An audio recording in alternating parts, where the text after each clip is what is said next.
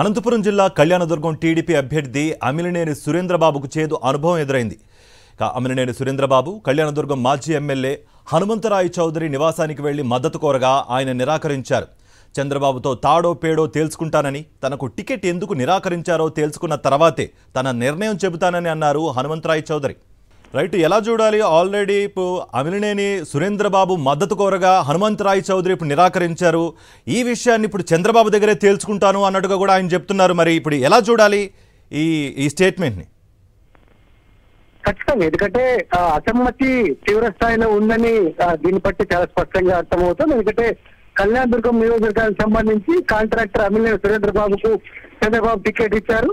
బలవంతంగా కాన్స్టిట్యున్సీ పైన రుద్దుతున్నారని అసమ్మతి నేతలు ఇప్పటికే చాలా స్పష్టంగా అసంతృప్తితో పూర్తి స్థాయిలో రగిలిపోతున్న వాతావరణం కనిపిస్తోంది. అయితే అమిలినేని సురేంద్రబాబు ఎవరైతే అసమ్మతి నేతలు ఉన్నారో, మాజీ ఎమ్మెల్యే ఉన్న హనుమంతరాయ చౌదరి కావచ్చు, లేకపోతే ఇతర నేతలు కావచ్చు, వారి మద్దతు కోరేందుకు ఇంటింటికి వెళ్తున్న వాతావరణం కనిపిస్తోంది. ఇందులో భాగంగానే మాజీ ఎమ్మెల్యే ఉన్న హనుమంతరాయ చౌదరి ఇంటికి వెళ్ళి ఆయన మద్దతు కోరాడు. అయితే స్పష్టంగా ఆయన ముందరే తేల్చి చెప్పడం జరిగింది, మీకు ఎట్టి పరిస్థితుల్లో మద్దతు ఇచ్చే అవకాశం లేదు. ఎందుకంటే చంద్రబాబు నాయుడు నాకెందుకు టికెట్ ఇవ్వలేదు, నేనేమో అవినీతి పడినా, లంచగొట్టినా, లేకపోతే ఏం తప్పు చేశాడు, నాకు టికెట్ ఇవ్వలేదు, ఇదంతా తాడో పేడో చంద్రబాబు వద్ద తేల్చుకుంటాను, ఆ తర్వాతే భవిష్యత్తు కార్యాచరణ ప్రకటిస్తారని చాలా స్పష్టంగా ఉన్న హనుమంతరాయ చౌదరి పేర్కొన్న వాతావరణం కనిపిస్తోంది. దీంతో అమిలినేని సురేంద్రబాబు నిరాశతో ఎరుతైన వాతావరణం కనిపిస్తోంది. మొత్తం కళ్యాణదుర్గం కాన్స్టిట్యూన్సీకి సంబంధించి ఒకవైపున ఉన్న హనుమంతరాయ చౌదరి కావచ్చు, మరోవైపున ఉమా మహేశ్వర్ నాయుడు కావచ్చు, ఈ ఇద్దరిని అసమ్మతి నేతలు అమిలినేని సురేంద్రబాబుకు సహకరించే అవకాశాలు అయితే చాలా స్పష్టంగా కనిపించడం లేదు.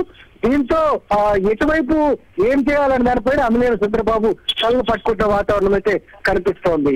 కార్తీక్, మా చంద్రబాబు నాయుడు నాకు ఎందుకు ఇవ్వలేదో, నాలో ఏం లోపం ఉందో దాన్ని పూర్తిగా తెలుసుకుని తర్వాత నేను మాట్లాడతానని చెప్పాను.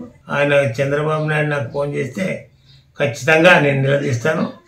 ఎందుకు నాకు ఇవ్వలేదు, నేనేం తప్పుడోడా, లేకుంటే నేనేమో లంచుకుందా, లేకుంటే ఎక్కడైనా ఏదైనా పొరపాటు ఉంటే ఒక్కటి చెప్పమని చెప్పి నేను అడుగుతానని చెప్పాను. దాన్ని బట్టి నాకు వచ్చి అడిగి తప్ప మేము కూడా చంద్రబాబు నాయుడుతో తేల్చుకున్న తర్వాత నేను మాట్లాడతాను, అంతవరకు నేను మాట్లాడని చెప్పాను.